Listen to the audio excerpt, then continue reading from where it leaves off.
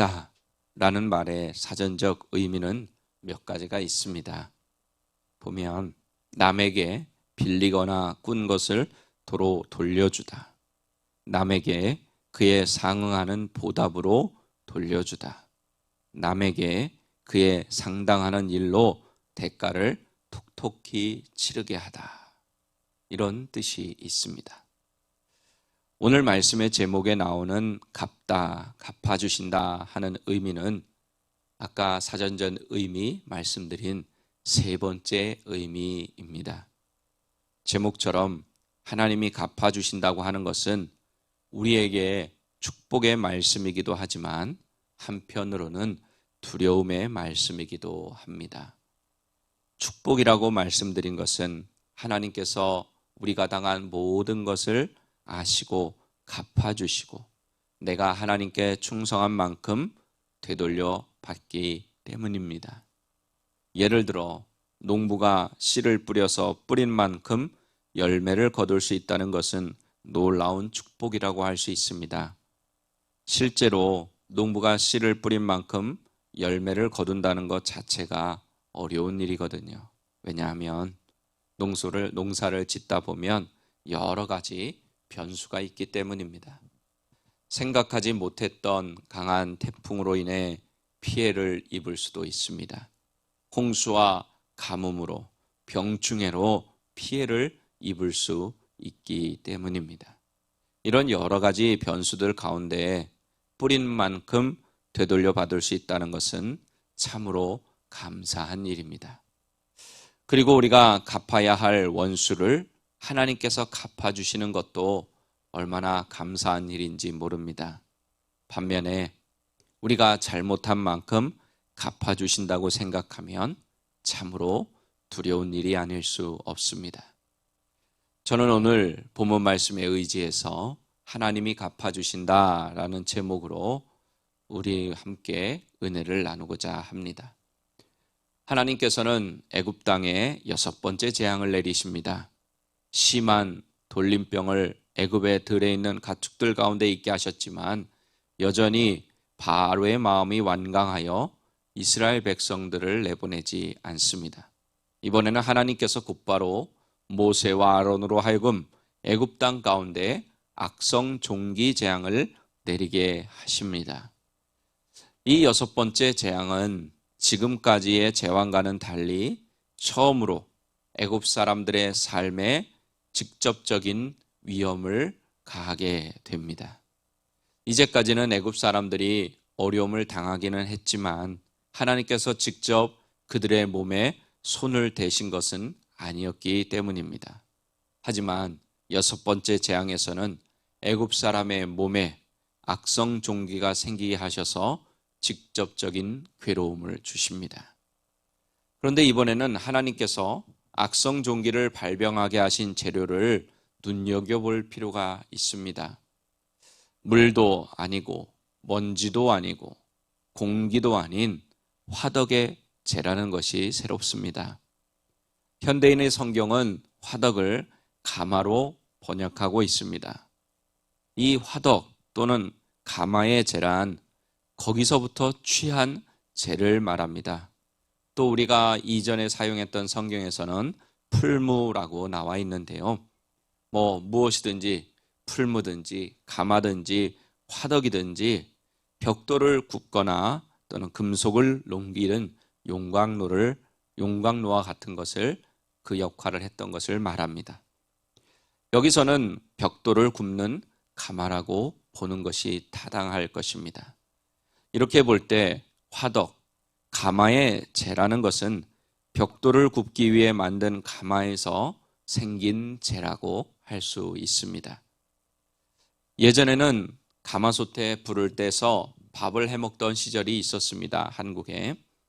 불을 땜으로 인해 밥도 되지만 온돌로 만들어진 방도 따뜻하게 해 주었습니다. 그러기 위해 옛날에는 나무를 해다가 그 가마솥에 불을 뗐는데 그 나무를 태우고 나면 뭐가 남습니까? 재가 남죠. 바로 그런 재를 말하는 것입니다. 모세는 이 화덕의 재를 하늘을 향하여 날렸고 그 죄가 온 땅에 티끌이 되어서 온 애굽 땅의 사람과 집에 있는 짐승에게 붙어서 악성 종기가 생기게 되었습니다. 여기서 말하는 악성 종기는 피부가 골마서 고름이 차는 심각한 질병을 의미합니다. 이 질병은 주로 언제 생기느냐, 어떤 상황 가운데 생기느냐, 주로 비위생적인 상황 속에서 지속적인 노동을 함으로 인해 피부에 생기는 종기입니다. 우리는 이 부분을 통해서 왜 하나님께서 다른 것들도 땅에 흙도 있고 전에처럼 티끌도 있을 텐데 먼지도 있을 텐데 하필이면 이 화덕, 가마의 재를 통해서 악성 종기를 생기게 하셨는지 우리는 볼 수 있어야 됩니다. 그 이유를. 화덕, 즉 가마의 벽돌을 굽고 벽돌을 만들기 위해 비위생적인 상황에서 고된 노동을 한 사람들이 누구였습니까? 바로 히브리 종들, 이스라엘 자손들이었습니다. 즉, 이 악성 종기는 이스라엘 자손들이 경험한 악성 종기입니다. 하나님께서는 이스라엘 자손들의 힘든 노동의 삶과 악성 종기로 인해 고통당한 것을 아시고 하나님의 백성들을 그렇게 만든 애굽 사람들에게 그대로 갚아주고 계십니다. 나훔 1장 2절에 이렇게 말씀하십니다. 여호와는 질투하시며 보복하시는 하나님이시니라. 여호와는 보복하시며 진노하시되 자기를 거스르는 자에게 여호와는 보복하시며 자기를 대적하는 자에게 진노를 품으시며. 아멘. 뿐만 아니라 하나님께서 직접 예레미야서 5장 9절에 이렇게 말씀하십니다. 여호와의 말씀이니라. 내가 어찌 이 일들에 대하여 벌하지 아니하겠으며 내 마음이 이런 나라에 보복하지 않겠느냐. 아멘. 하나님께서는 보복하시는 하나님이십니다. 성경에 보면 특별히 하나님의 백성들을 괴롭히는 나라와 민족들에 대해 반드시 보복하시는 하나님이시라는 것을 알 수 있습니다. 그래서 우리가 주님으로 인해 억울한 일을 당하고 핍박을 당한다 할지라도 우리가 직접 보복하는 일에 참여할 필요가 없습니다. 왜냐하면 하나님께서 알아서 친히 갚아주시기 때문입니다. 원수 갚는 것은 하나님께 있기 때문입니다. 우리가 부모로서 자식을 키울 때 보면 자식이 학교에서 누구에게 억울하게 맞고 왔어요.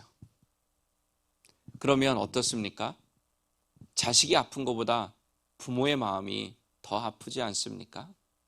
하나님 아버지도 이런 마음이실 것입니다.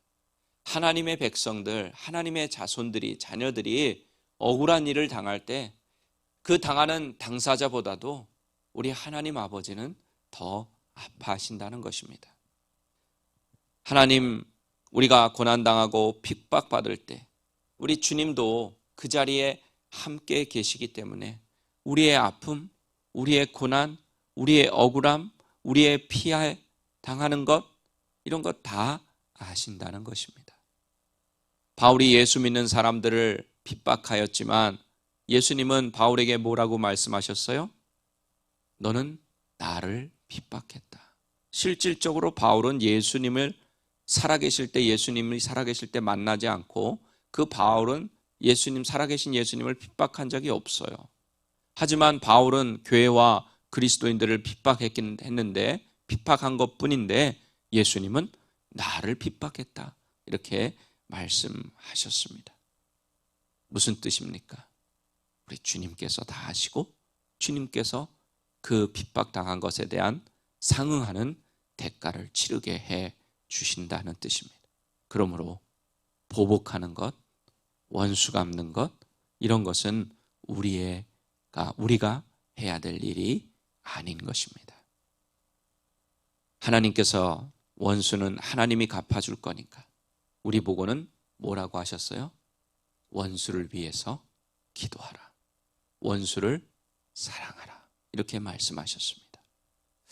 저는 이 애굽의 재앙들이 진행되어 가는 것을 보면서 이런 생각이 들기도 했습니다. 이 재앙은 애굽 땅에만 내리는 것이 아니라 지금 우리가 살고 있는 이 땅에도, 또 이 땅을 살고 있는 우리에게도 동일하게 내릴 수 있는 재앙이라는 것입니다. 하나님의 백성들이라고 해서 재앙에서 예외가 아니기 때문입니다. 바리재앙부터 하나님께서 하나님의 백성들을 구별하기는 하셨지만 그전에는 똑같이 성경 보면 똑같이 재앙을 당하게 하셨어요. 그래서 이런 생각까지 하게 됩니다. 하나님께서 우리를 구별된 백성으로 삼아 주셨지만 여전히 애굽의 사람의 삶을 살면, 애굽 땅에 사는 사람들처럼 살면, 애굽 땅에서 살았던 것처럼 계속해서 살아가면 애굽 사람들이 당하는 그 재앙을 당할 수 있겠구나. 하나님께서는 하나님의 백성들을 분명히 보호하시고 원수 갚을 것이 있으면 갚아주시는 분이십니다. 그렇기 때문에 우리가 갚아줄 이유가 전혀 없습니다. 하지만 우리가 하나님의 백성임에도 불구하고 하나님을 대적하고 하나님께서 원하시는 삶을 살지 못할 때 하나님께서는 하나님의 백성들에게도 동일하게 행하신다는 것을 기억해야 합니다. 하나님께서는 우리가 축복받을 만한 삶을 살면 축복해 주시지만 저주받을 만한 삶을 살면 저주도 주저하지 않으신다는 것을 기억해야 합니다. 사랑하는 오린교회 가족 여러분, 신명기 28장에서 보듯이 축복과 저주는 우리 앞에 함께 놓여 있습니다. 죄송하지만 축복의 말씀보다 저주의 말씀이 훨씬 더 많습니다. 그런데 우리 앞에 놓인 이 축복과 저주를 선택하는 것은 우리의 몫입니다. 그러므로 우리는 축복으로도 갚아주시고 저주로도 갚아주시는 하나님을 경외해야 합니다. 그래서 하나님께서 늘 축복으로 갚아주시는 그런 삶을 사는 우리 모두가 되기를 예수님의 이름으로 간절히 축원합니다.